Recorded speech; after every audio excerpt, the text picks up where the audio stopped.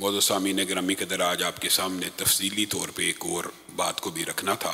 سانحہ ننکانہ گزشتہ دنوں ہمارے سامنے پیش آیا، اس حوالے سے اپنی تفصیلی چند گزارشات کو آپ کے سامنے رکھنا تھا، لیکن اس حوالے سے مختلف ٹی وی چینلز کے اوپر مختلف انٹرویوز کے اندر ہم نے اپنے نقطہ نظر کو رکھ دیا۔ آپ احباب اگر تفصیل جاننا چاہیں وہاں سے رہنمائی لے سکتے ہیں۔ مختصر جو بات آپ کے سامنے رکھنی ہے وہ یہ ہے کہ اللہ رب العزت کا بھی قانون ہے، اگر کوئی ایک انسان کے قتل میں پوری دنیا کے انسان ملوث ہوں تو اللہ تعالیٰ سب کو جہنم میں ڈال دے گا اور اللہ کو پرواہ نہیں ہے۔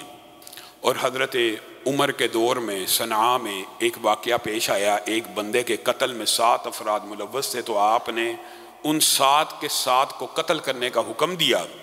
تو بعض لوگوں نے اعتراض کیا کہ ایک جان کے بدلے میں تو ایک جان ہے قرآن پاک میں، آپ ایک شخص کے بدلے میں 7 افراد کو قتل کرتے ہیں۔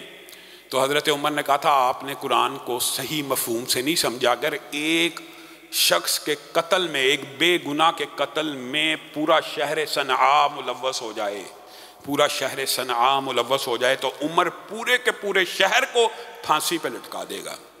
یہ اسلام کے اصول ہیں کہ ماورائے عدالت قتل کبھی خود نہیں کیا جا سکتا۔ اگر وہ بندہ قتل کا یعنی اس کے جرم کی سنگینی یہ ہے کہ اس کی گردن سر سے جدا ہونی ہے تو آپ نے اٹھ کے نہیں کرنی۔ کس نے کرنی ہے؟ ریاست نے کرنی ہے، عدالت نے کرنی ہے، قاضی نے کرنی ہے، قانون نافذ کرنے والے اداروں نے کرنی ہے۔ اگر یہ اختیار عوام کو دے دیا جائے کہ وہ خود الزام لگا کر خود اس کا جرم جو ہے وہ موت کا تصور کر کے خود اس کو سزائے موت دے دے تو پھر یہ جنگل کا معاشرہ ہو سکتا ہے، اسلام کا معاشرہ نہیں ہو سکتا۔ لیکن یہاں پہ یہ بات سمجھنے کی ضرورت ہے کہ اگر واقعی جرم قابل گردن زنی ہو، یعنی پبلک یا موب یا جو بندہ یہ عمل کر چکا ہے وہ یہ بات ثابت کر دے کہ اس نے جو جرم کیا وہ قابل گردن زنی ہی تھا، آپ نے نہیں کیا میں نے کیا، تو پھر اس شخص کو قصاصاً قتل نہیں کیا جائے گا بلکہ تعزیراً قاضی اس کو سزائے موت دینا چاہتا ہے، 10 سال سزا دے دے، 20 سال سزا دے دے، 5 سال سزا دے دے کہ تو نے قانون ہاتھ میں کیوں لیا۔ یہ بات بھی سمجھنے کی ضرورت ہے کہ قصاصاً ایسے شخص کو قتل نہیں پھر کیا جاتا جو بندہ ثابت کر دے کہ یہ بندہ مجرم حقیقی تھا۔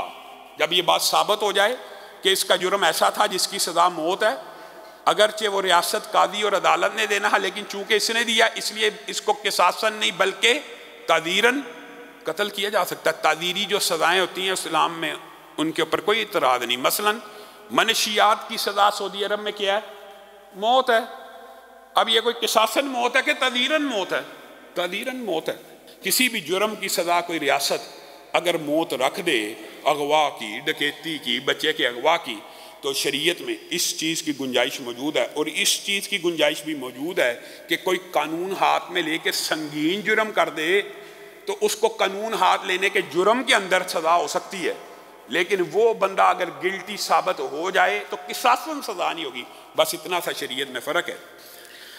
اس حوالے سے تفاصیل مختلف ٹی وی چینلز پہ ہم نے اپنے نقطہ نظر کا اظہار کیا۔ دوسری اہم بات یہ ہے کہ آئے روز ملک کے اندر ہم سمجھتے تھے کہ خان صاحب جائیں گے شاید مہنگائی کنٹرول میں ہو جائے گی، شاید بہتری آ جائے گی، لیکن آئے روز مہنگائی بڑھتی چلی جا رہی ہے۔ شہباز شریف صاحب کو اور ان جماعتوں کو یہ سوچنا چاہیے تھا اگر آپ نے بھی آ کے وہی کام کرنا تو اس سے حکومت کیوں لی؟ اس کو گرانے کی ضرورت کیا تھی؟ اس کے خلاف ایجیٹیشن کی ضرورت کیا تھی؟ کام اگر سارے کے سارے وہی کرنے ہیں، یا تو آپ کوئی فرق کام کریں، یا تو آپ کی گورننس اور آپ کا لا اینڈ آرڈر اور آپ معیشت کو بہتر کریں، پھر تو آپ اپنے آپ کو جسٹیفائی کر سکتے ہیں۔ لیکن آپ بھی آگے آئے روز پیٹرول بڑھ رہا ہے، جی آئی ایم ایف کی غلامی ہے، اور بھائی آئی ایم ایف کی غلامی ہے، آپ کو کس نے کہا آپ غلام رہے؟ جی خان صاحب یہ معاہدے کر گئے ہیں۔ ہر چیز پچھلے کے اوپر ڈال کے خود کو بری کر لینا۔ اب آپ ہیں، آپ اپنے فیصلے کیجئے، آپ اپنا نقطہ نظر اور منشور واضح کر کے ملک کو جیسے آپ کہتے تھے کہ بہتری کی طرف لے جائیں گے، جی 60 کے اوپر ڈالر تھا، جی 68 کے اوپر ڈالر تھا جب ہمارے اوپر شبہون مارا گیا ہماری حکومت کے اوپر، تو آپ بہتری لے آئیے، اب بہتری لائیے۔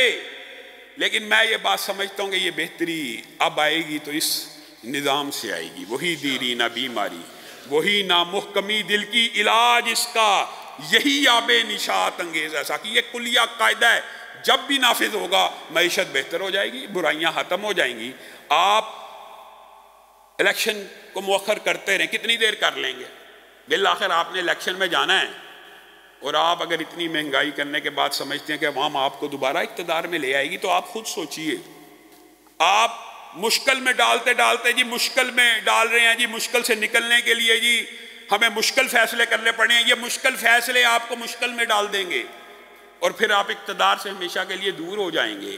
اور ملک کے لیے بھی یہ بڑی افسوس کی بات ہے کہ آئے روز مہنگائی، غریب آدمی کی تو کمائی میں وہ اضافہ نہیں ہو رہا ہوتا جتنی تیزی سے مہنگائی بڑھی ہوتی ہے، غریب آدمی کی اجرت میں بھی وہ اضافہ نہیں ہو رہا ہوتا۔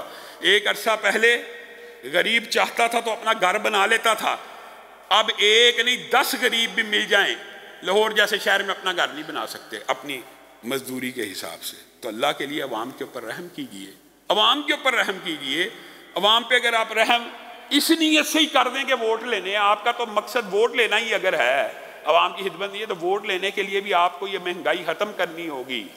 اور مہنگائی ہم یہ سمجھتے ہیں اسلامی نظام معیشت ہو، دین کے طلبہ ہوں، آپ نے ہر نظام کو آزما لیا، دین کے طلبہ کے سپرد صرف اس نظام معیشت کو کر دیا جائے تو یہ سارے کا سارا کام درست ہو سکتا ہے۔